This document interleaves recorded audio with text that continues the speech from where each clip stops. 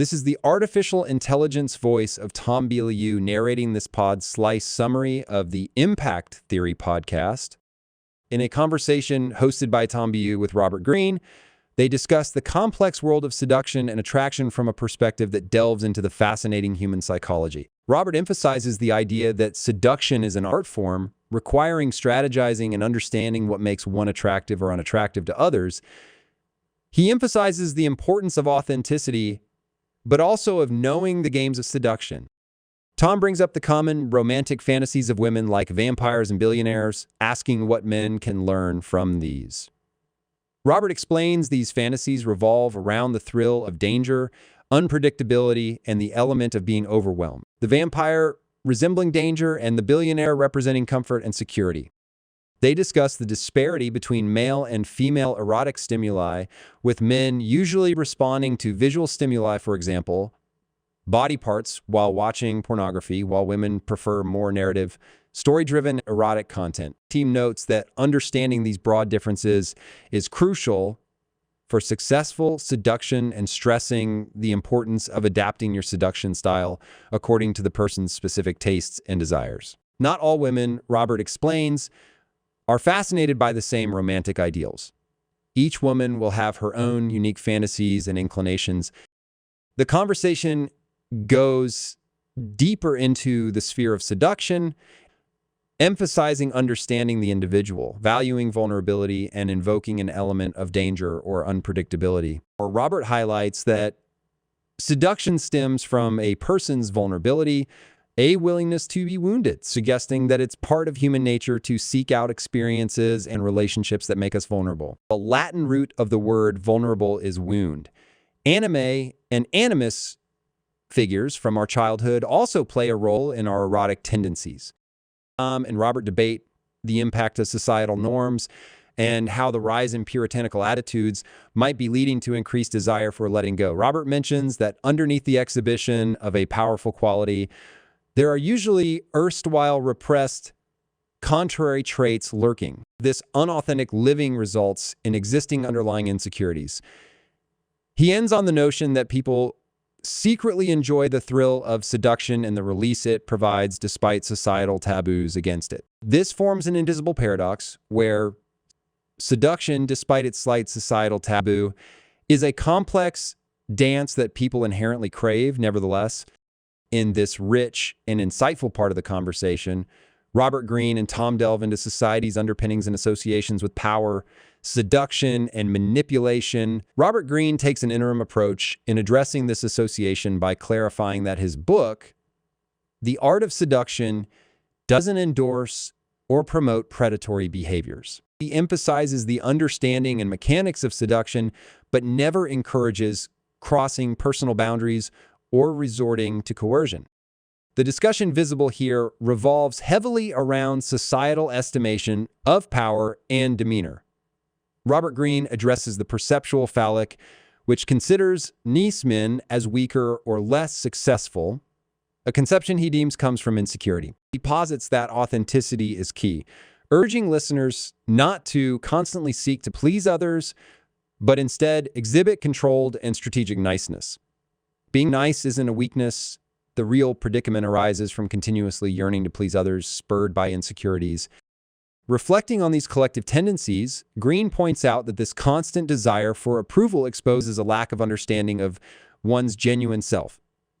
However, women have an innate ability to discern this insecurity in men. An insecure man more than often comes off as trying too hard to fit into the pleasing category, coming across as weak and rather unappealing.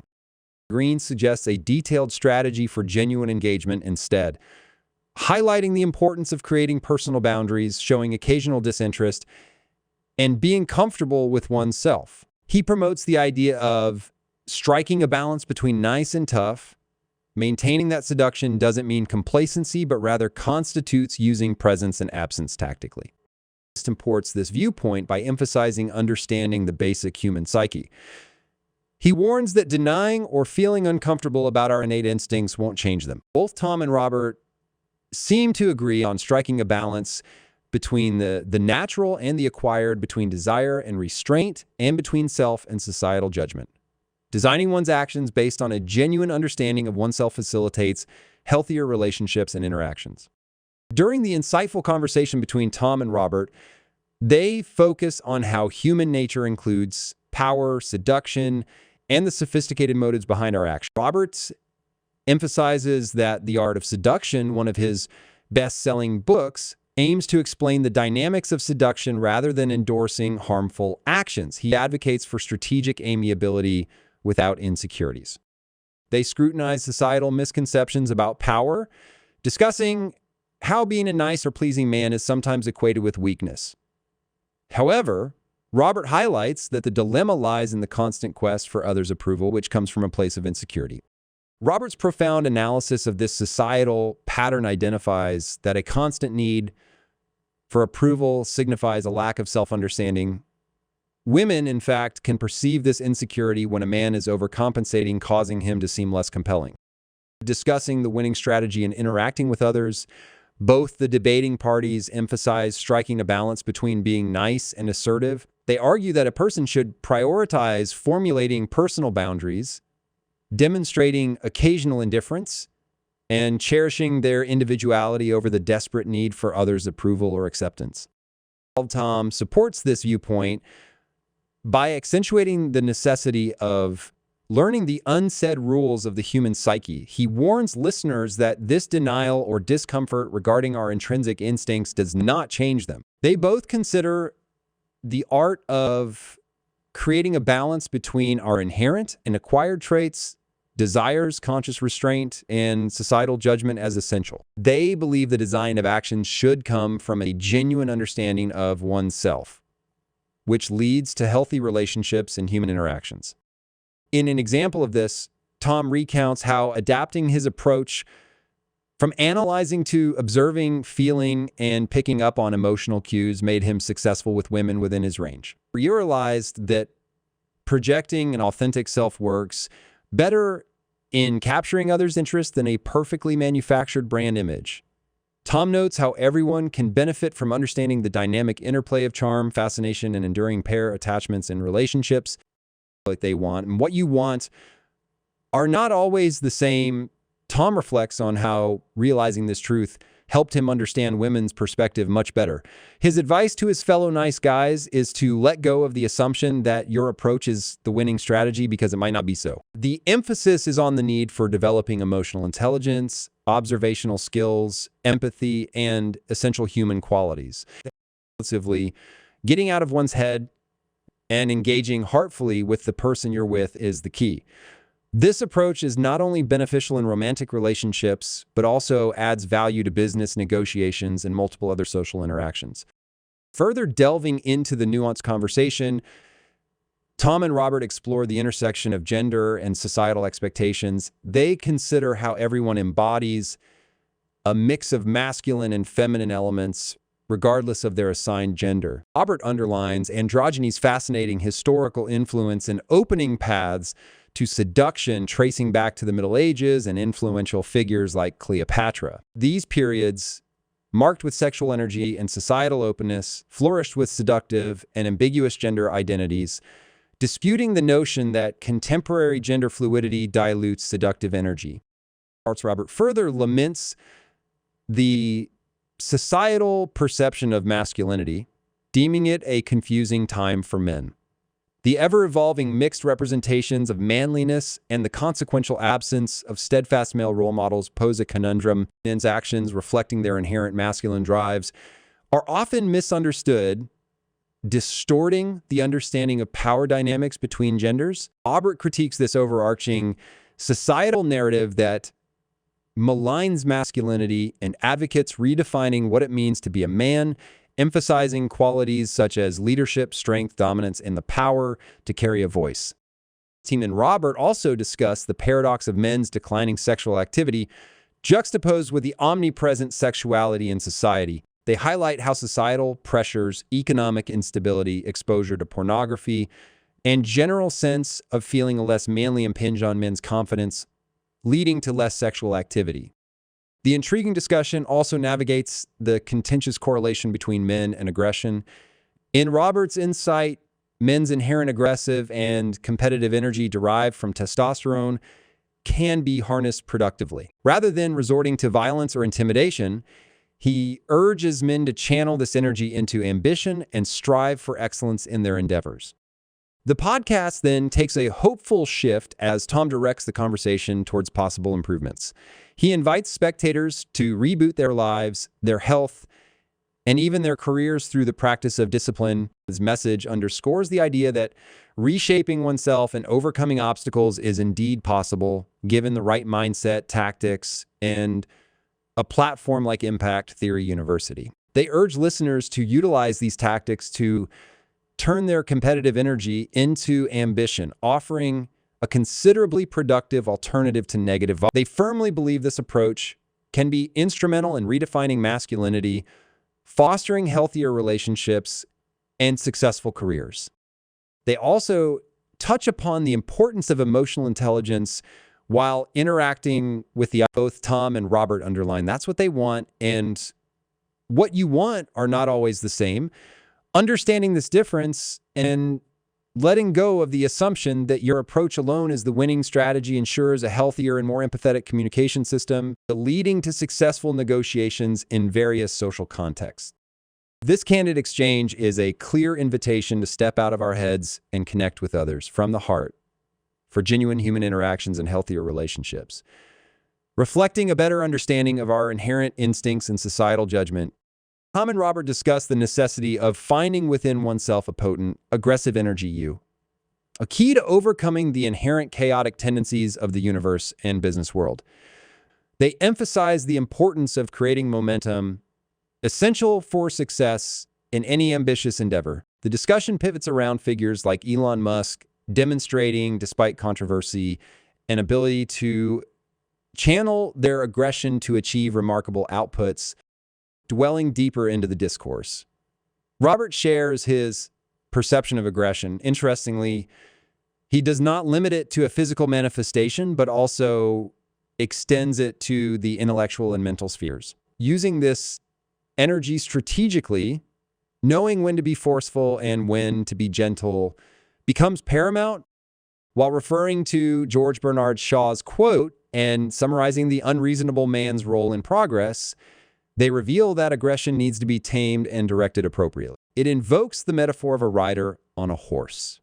The rider symbolizes self-control, and the horse presents massive primal energy. The very need for this strategic aggression applies not only to the business world, but also in martial arts, making it a perfect metaphor for how men can channel their energy to master themselves.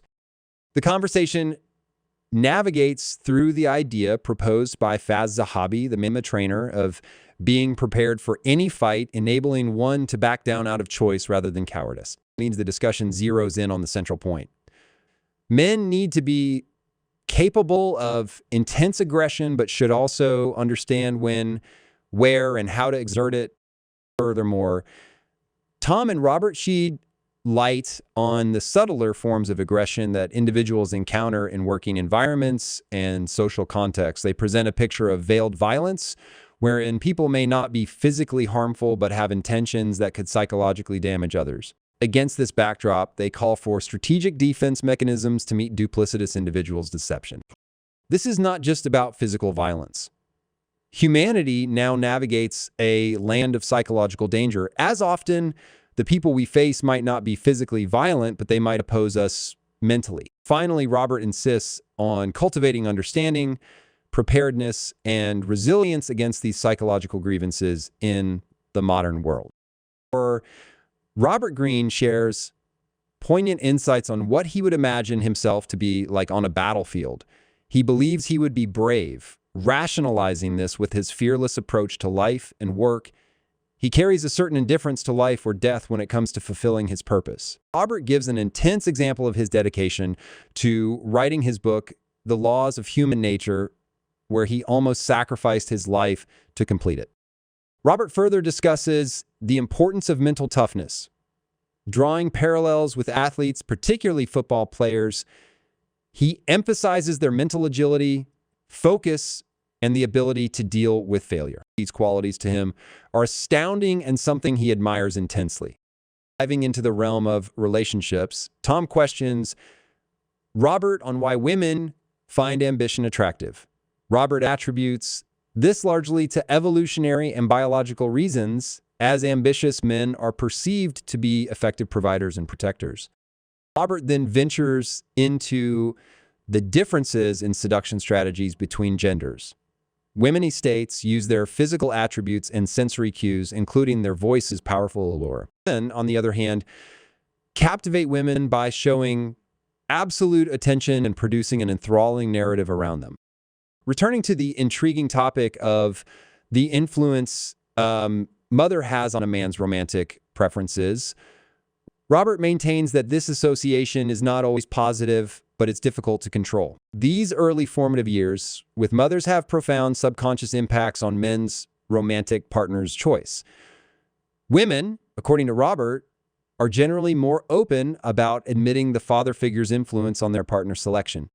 Towards the end, the conversation shifts towards the modern dating scene. Robert admits his unfamiliarity with it, having grown not in the era of Tinder. Nevertheless, he highlights the importance of nonverbal communication in these contexts and beyond, dubbing seduction as a language that transcends words.